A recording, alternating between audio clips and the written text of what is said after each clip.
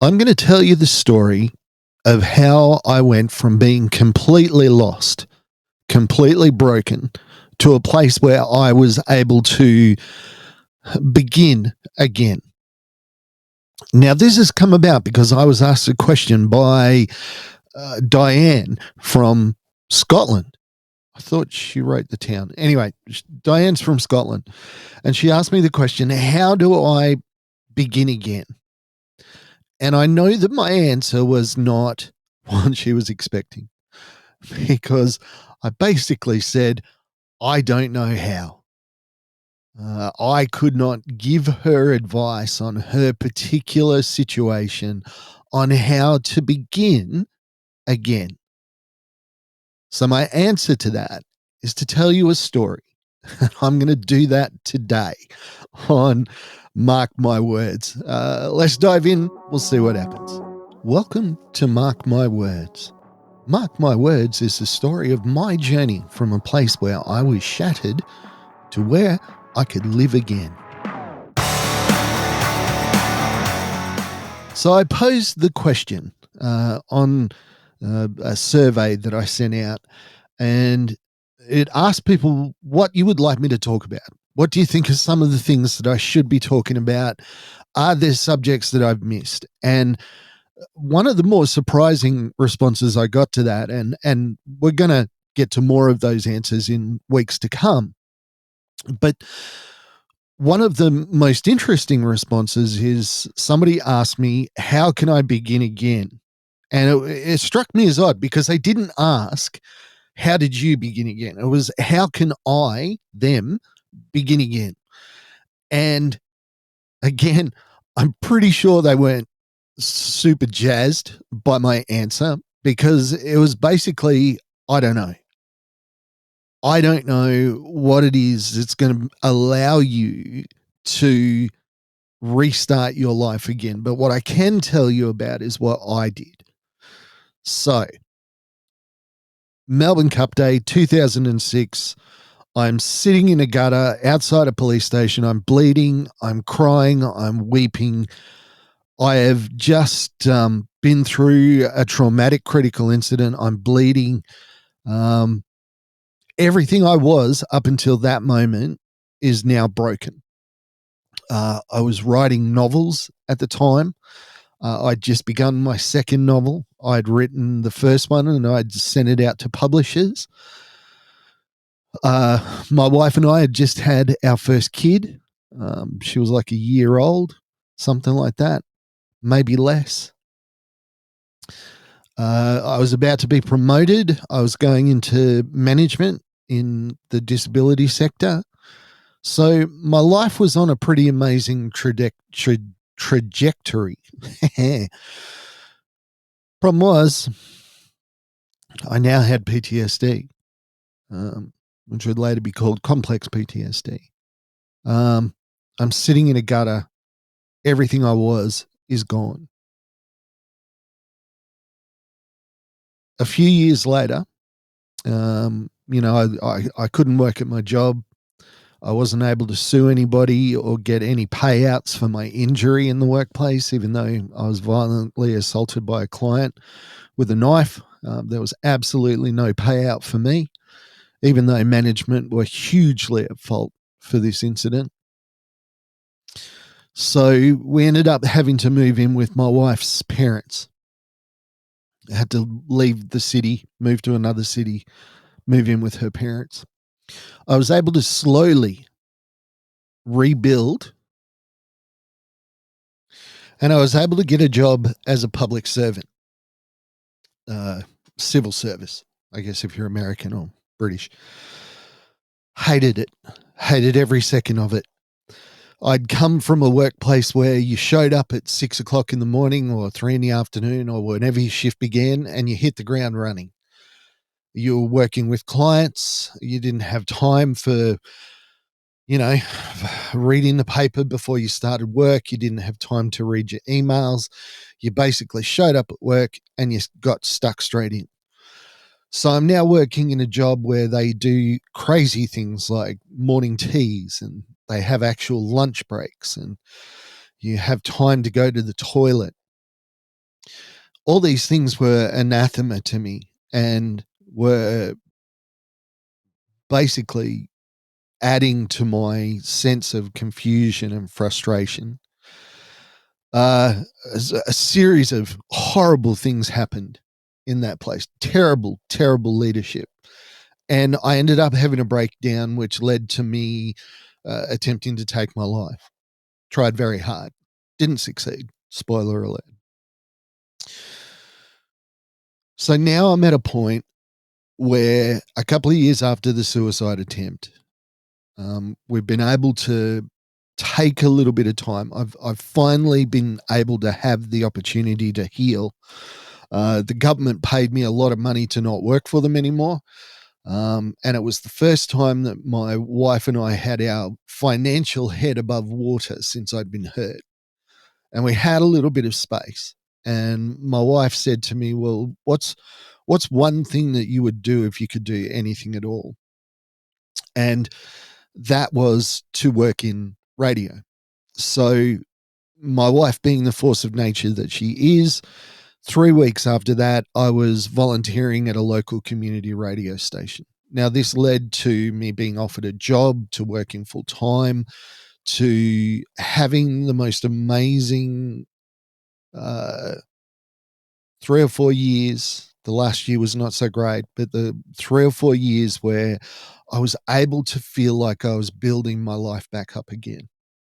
And even though I lost that job again due to mental illness and people not understanding my circumstance, um, I didn't go back to those depths.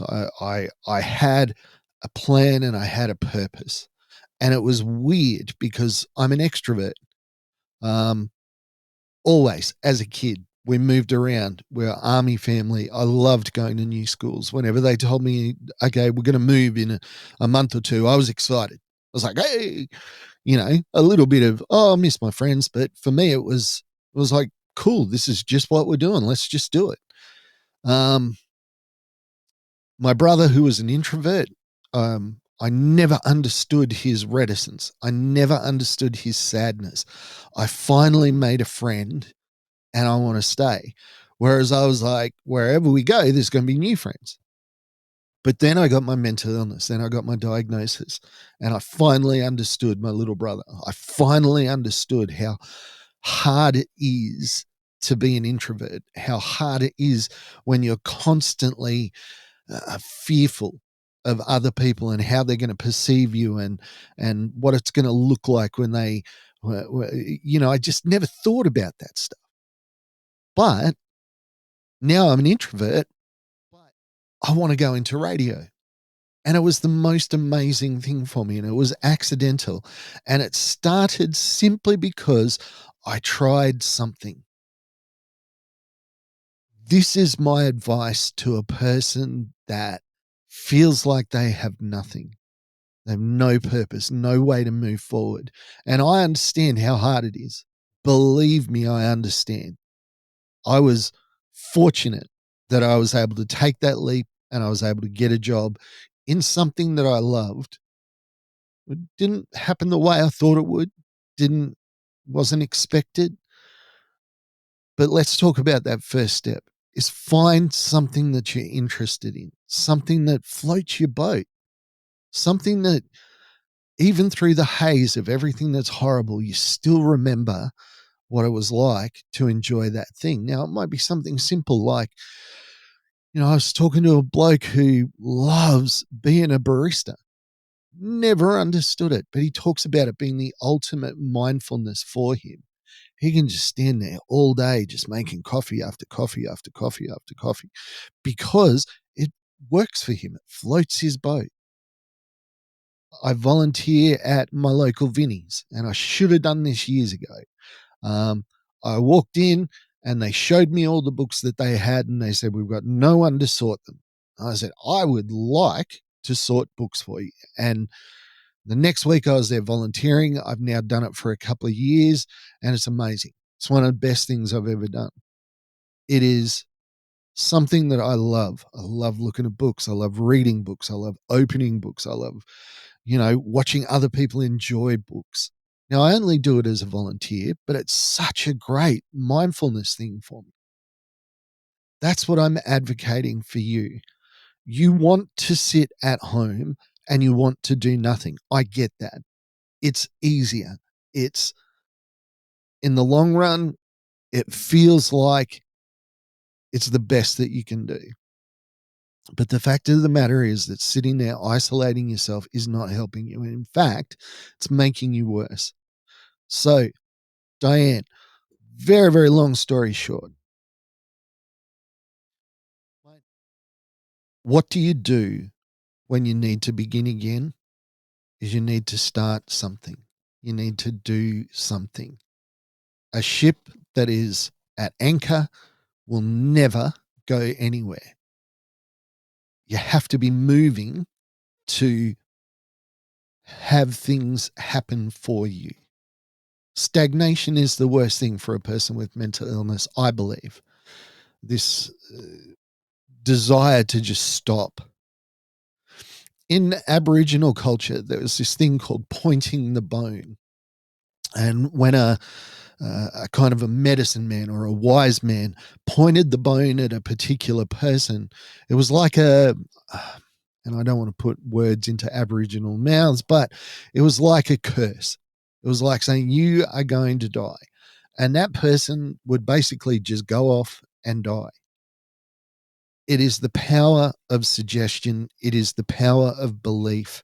It is the power that somebody has pointed something at me, something has happened to me, and that means that I have nothing, so I may as well just go away and die. I never understood that. And I never understood it in Aboriginal culture, but you see it in every culture. Something happens, person feels like they have nothing, they decide that they're going to die. And that's what people often do with their mental illness. This is the best that I could ever do. It's like somebody points a bone at you and you've decided that the best that you can do is sit at home and do nothing and have no joy. And, you can't see the light if you don't open the curtains. The light is there. Now, I know how hard what I'm explaining to you today actually is. And I know that you're sitting there going, Mark, that is impossible. There is no way in the world that I could possibly do this. Well, the fact is that you can, because I did it. Didn't happen the way that I wanted it to. My life has not been perfect since. However, those steps of stepping out, trying something, doing something that I love, doing something that gives me joy and that has purpose has been the ultimate thing that's changed my life. So, short answer, how do you begin again? You just do something. Might not be the thing. I tried to force myself to work in the public service. I tried to force myself to work a 9-to-5 job. And I had to get to the point where my wife and I realized that doing that is now beyond me. I can't do it. But what can I do? Well, I found out what I can do and I do it. Sounds easy. I know it's not. Don't sit still. Don't do nothing. Try it. Try something. Find something. The alternative is things aren't going to change. It's as easy as that. Hey, I do hope you have a great week. Please send me through more suggestions. Diane from Scotland, thank you very much. Edinburgh, that's how I knew you were from Scotland. Really appreciate it. Hit me up on the socials, whatever you like. Subscribe and share. Apparently, I'm supposed to say that a lot more than I do. Have a great week. I'll talk to you again soon. Bye for now. Okay, so the premise is there's somebody that you love, somebody that you care for deeply, somebody that you want the best for, and they are struggling, and they are struggling hard, and it's hard to watch. And you're in there, you're getting in boots and all, you're doing everything that you can to try and help them. But it's starting to affect you. starting to make it so that you can't sleep at night. It's making so that you are struggling yourself with your own mental health. You're starting to take on the angst. Well, you've fallen into a common mistake. And that mistake is thinking that you can fix, quote unquote, air quotes, for those listening on audio. The trap is that you think that you can fix your friend. Well, the fact is you can't. You are not the person that is equipped to fix your friend. Now, I'm talking 99.9999% of the cases. We as humans want the best for the people around us, even the people on our periphery, but especially the people that we love. And we see them going through things and we think we can identify the signs, and we think that we've been through it before. So maybe that one word from me will make the difference. Maybe that one gesture, that present, that time that I spent, that thought, that poem, that thing that I'm going to do is going to fix my friend. I'm going to say this one thing and my friend is going to be all better. It's not going to happen. It can't happen. Your friend is going through something that they need help with. All right, so that's the doom and gloom. What's the flip side of the coin? Absolutely, you cannot fix your friend, your loved one, your daughter, your child, your wife, your husband, your whatever. You can't fix them. What can you do? Well, you can love them. You can stand next to them. You can say, mate, this sucks. I see what you're going through. I might not understand exactly, but I do empathize with what you're going through. Not sympathize. Sympathy is looking at somebody and going, oh, that's really sad.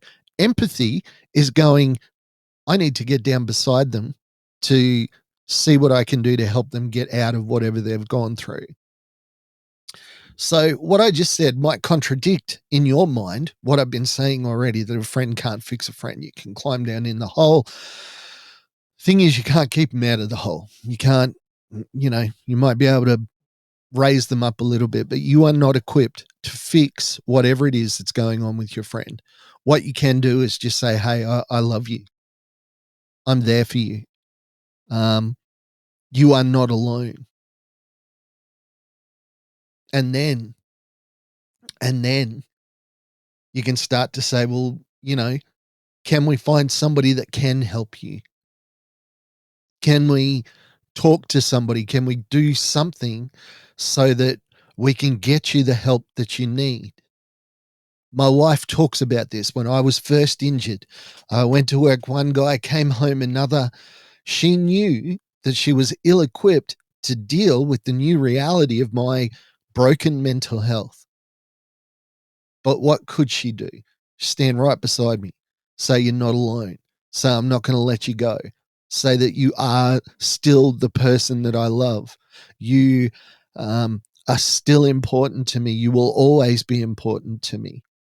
And that's more important, far more important than, you working yourself into an early grave trying to save somebody that you can't save. Think of it like this. You're in the middle of the ocean and let's take sharks out of the equation. Let's just say there's no sharks. Somebody falls out of the boat, say a father, and his little girl is the only person that's there to help him. Now, she might not be strong enough to pull him out of the water, but she's strong enough to say, tie a loop in a rope and give it to them to hang on to. She's strong enough to sit beside him and say, well, I can't pull you out of the water. I'm still here. And yeah, they can hang on to them. That person that's outside the rowboat or the boat or whatever, needs the help of somebody that can get them back into the boat. You might not be that person. You might be the person that throws the life vest, one of those circles, the life buoys. Maybe you're that guy. And your job is to keep the person calm, let them know that they're not being left alone, and help them to call for help. Help them to just keep on hanging until the real help, till the actual help can survive. Now, why is this important? We've alluded to this in the beginning. We have all lost sleep over someone that we care about. We're worried about them. We're concerned for some reason. We've all done that. The danger is that you start to put your own mental health at risk in your desperation to try to do anything. We've done everything we can and it's still not working. Why? What have I done wrong? It is a human, I don't know, failing that we want to help everybody that we possibly can. But the intelligent thing to do, the smart thing to do, the safe thing to do is realize that sometimes you are not that guy. You are not the person that's going to be able to bring change in this situation as much as you want to, as much as you desperately want to. You may not be the person. However, you can be the person that throws a lifeline. You can be the person that calls the lifeguard. You can be the person that encourages them to keep holding on. You can't help somebody else if you're not safe. Somebody's drowning in the ocean. The last person that you need to dive in after them is somebody that can't swim, somebody that doesn't know the water, somebody that doesn't know how to get the person back in the boat, because then you'll both go down. Look, I'm not saying cut yourself off from that person. In fact, I'm telling you the opposite. As much as you can, be an encourager. As much as you can, love them. But at all times, you have to keep yourself safe. Because if you're not safe, if you're not standing on a good, solid mental health basis with great support systems around you, you can get sucked in as well. And that's dangerous for both of you. Someone needs to hear this. Someone today, almost, you've heard the expression, they're pulling their hair out with concern.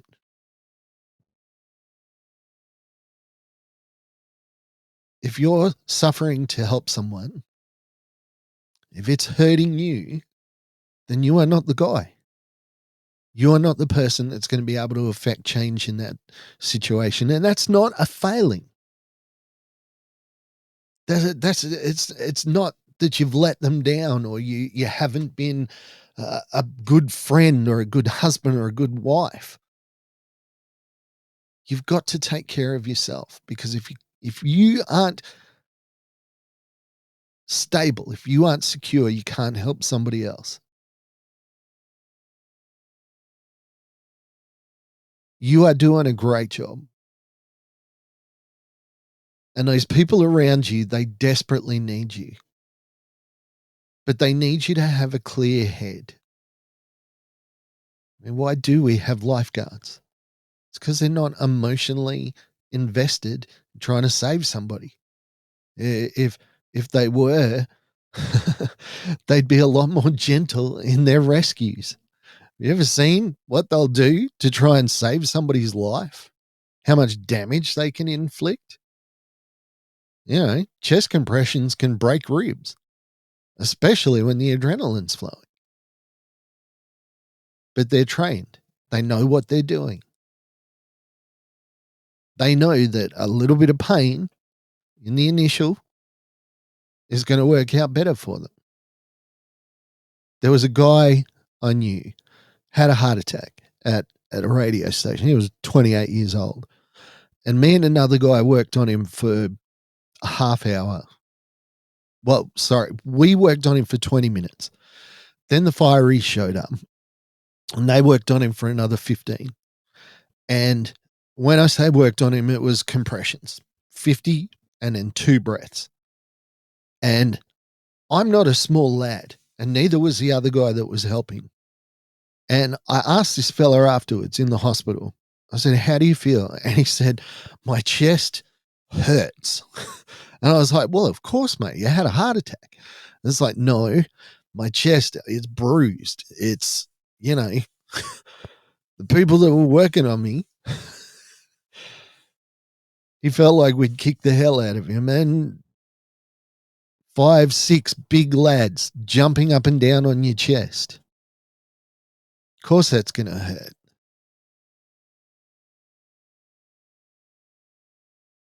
But in that instance, fireys knew what they were doing. The guy I was with was a nurse. We knew what we were doing. And what we were doing was hard on this guy's body, but it saved his life. And that's what sometimes a therapist can bring to the equation. Hard truths.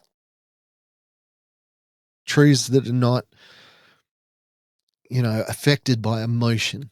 I love you, so I don't want to say the hard things to you. I love you, so I don't want you to have to go through worse things. Because a therapist is going to do that. Therapy sucks. When you have to sit there week after week talking about the stuff that you spend the rest of the week trying to forget and not think about, therapy sucks. But it's necessary and it's hard. And I tell the therapist things that I can't tell my wife because it would destroy her. And yes, my wife was in most of my sessions and she heard that stuff, but she heard it through an umpire. She heard it through a third party. She heard it through somebody else giving context and making her understand where what I was saying was coming from, letting her know that it wasn't personal, letting her know that I wasn't talking about her. I mean, you tell somebody that you love sitting right in front of you, you feel desperately alone. It's going to hurt them. Unless somebody else is there just going, you understand that this is completely him. This is not you. He knows that you're there. Look, somebody needed to hear this today. Somebody will need to hear it. Sometimes. I would say every time. It's okay to say, you know what? I can't fix this situation. So what can I do? I can't make him better. I can't make him happy. I can't change their situation. So what can I do?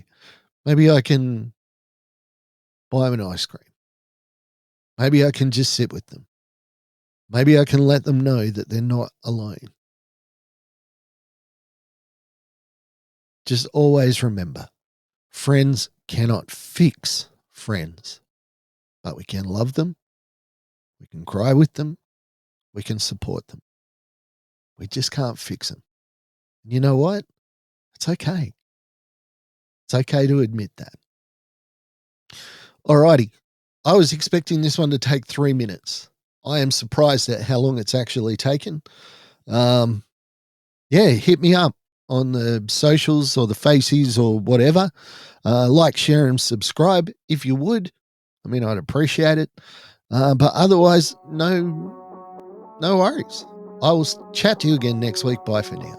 Thank you for listening to Mark My Words. I'd like to thank my producer, Meredith Brosnan, and also Torian, Kevin, and Lorraine. And I can't forget the band Adelaide, who allows us to use their song as our theme.